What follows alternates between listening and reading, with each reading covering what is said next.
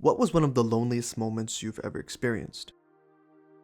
If you were to ask me that question, I'd respond with that one time I was hospitalized in a place far from home, away from close friends and family, with the only semblance of comfort coming from the nurses and doctors that were attending to me. Although technically I wasn't alone, it felt like I was because everything and everyone around me was completely foreign. However, objectively speaking, my experience doesn't even come close to the absolute loneliness of floating around unattached to anything while in the vast abyss of darkness that is space.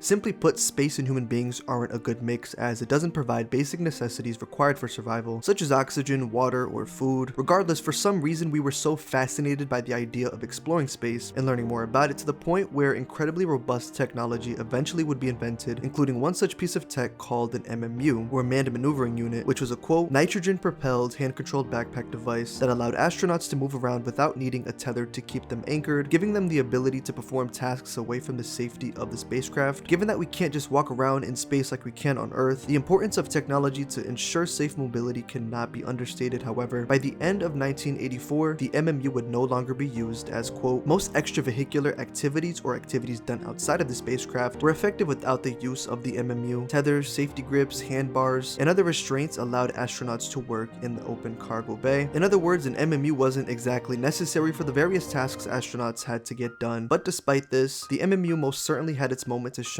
as earlier on in the same year it was discontinued. Specifically on February 3rd, NASA's 10th space shuttle mission was launched and was called STS-41B. On said mission there was a crew of 5 men: Vance Brand, Robert Gibson, Ronald McNair, Robert Stewart, and lastly Bruce McCandless, the man featured in these iconic photos from February 7th that you've undoubtedly seen before. And within said pictures, McCandless is in fact sporting an MMU. This series of photos aren't the only pieces of media that came from this mission, as video footage also exists. In taking a look at said footage, McCandless can not only be seen testing out the MMU, which was one of the objectives of their mission, but also through this video we can see the very first time anybody has ever performed an untethered spacewalk.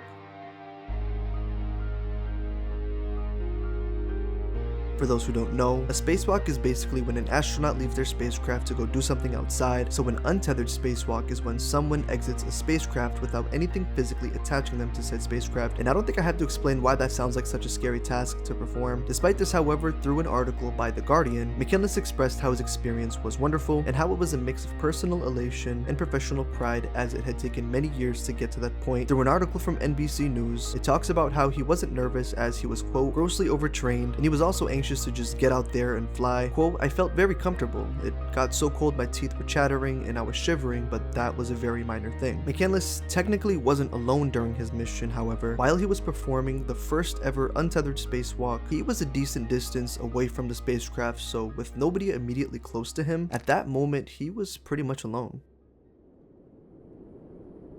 This is a notion I want you to keep in mind, this idea of being alone to some degree while in a non-human friendly environment like space, as I'll be touching more on this theme throughout this video. But anyways, going back to mission STS-41B, overall it was a success and is remembered fondly, not to mention it was the mission that birthed these iconic and pretty friggin' awesome photos. And so, along with this idea of loneliness in space, I also wanted to highlight through the brief retelling of Bruce McCandless' experience during said mission, the overall positive nature of the mission, because I now want to juxtapose it to a pretty disturbing experience another astronaut had during a spacewalk. His name is Luca Parmitano. Born on September 27, 1976 in Italy, before becoming an astronaut he went through a myriad of educational programs, including one to receive his bachelor's degree in political science in 1999, as well as having graduated from Italy's Air Force Academy in the year 2000. Over the years his education would of course continue, and eventually in July of 2009 he completed his master's degree in experimental flight test engineering in France. But just a couple of months prior he was officially selected as a candidate for the European Space Agency's program for basic training to become an astronaut in May 2009, and so, in the following year on November 22, 2010, after completing his training, Luca Parmitano was officially named an astronaut. Admittedly, Luca has had a pretty friggin' awesome career, with one tidbit of information that I found pretty interesting about it being that he, quote, spent 166 days in space, personally conducting over 20 experiments, and took part in 2 spacewalks and the docking of 4 spacecraft during his Volare mission, with said mission having launched in May of 2013. Ending in November of that same year. However, the disturbing experience I was alluding to earlier happened in between. July 16th, 2013.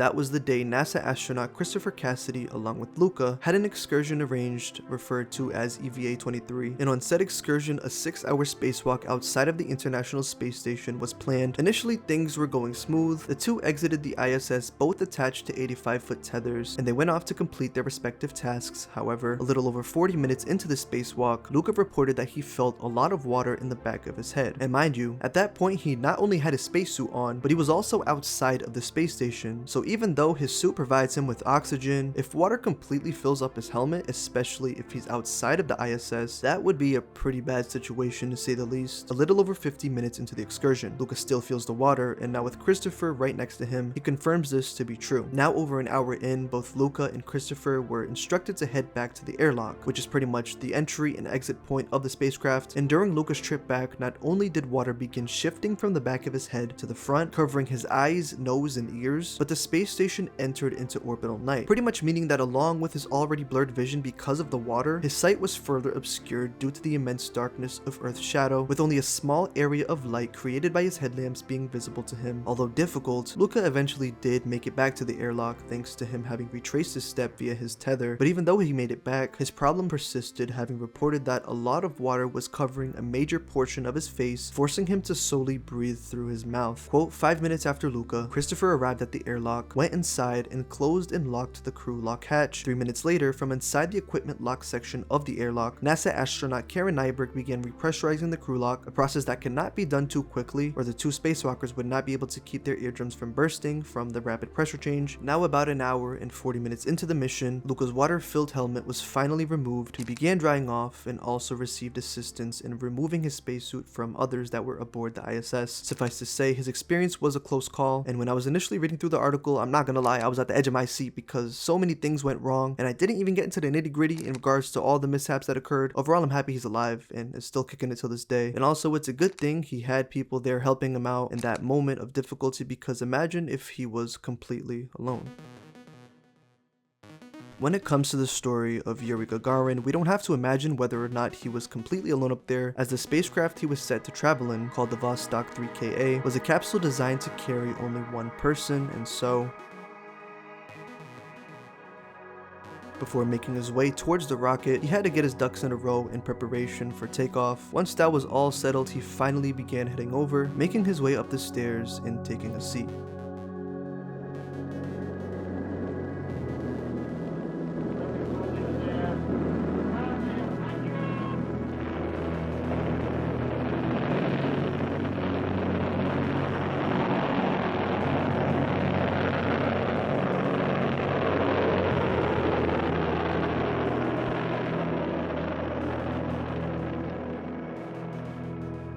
And on April 12, 1961, Yuri Gagarin became one of the first people to ever travel in space.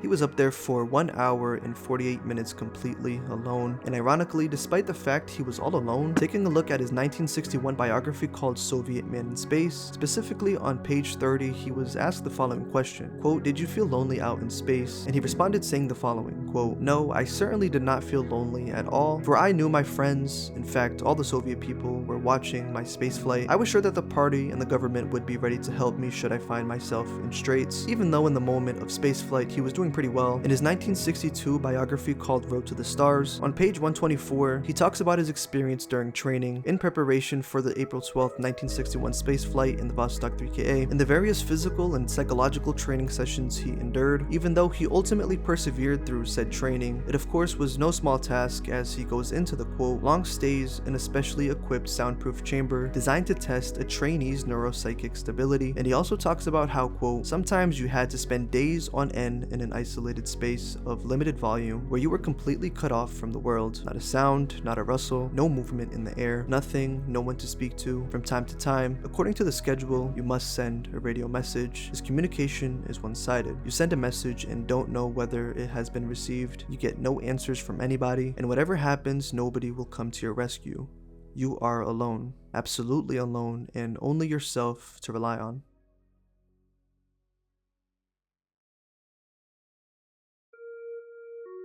Overall, his experience while in orbit was positive, as for the most part, he remained calm and focused, and I'm sure his tough training prepared him for anything that could have happened while up there surrounded by the vast abyss of darkness. Thankfully, none of the stories I covered today ended in some sort of tragedy, and it's also a good thing that the men in said stories were brave enough to face space head on, because if I were in their shoes, especially Yuri's, I most certainly would be scared of the horrifying loneliness of space. Thank you so much for watching. Consider watching some of my other videos, and I'll see you guys next time. Deuces.